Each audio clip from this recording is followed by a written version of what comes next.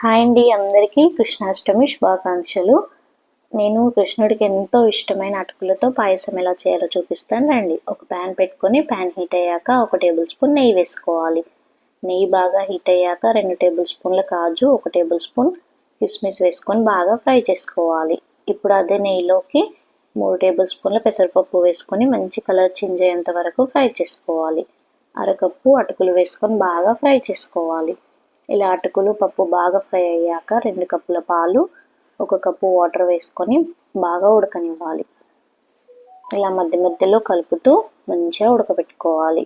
ఇప్పుడు అరకప్పు బెల్లం తీసుకొని అందులోకి 3 టేబుల్ స్పూన్ల వాటర్ వేసుకొని కరగపెట్టుకోవాలి. ఇక్కడ నేను అటుకుల పాయసం బెల్లంతో చేస్తున్నాను. మనం ముందుగా ప్రిపేర్ చేసుకొని పెట్టుకున్న పాయసంలోకి ఈ బెల్లం వాటర్ యాడ్ చేసుకొని ఒకసారి బాగా మిక్స్ చేసుకోవాలి. ఎంతో టేస్టీ అయిన కృష్ణుడికి ఇష్టమైన అటుకుల పాయసం రెడీ.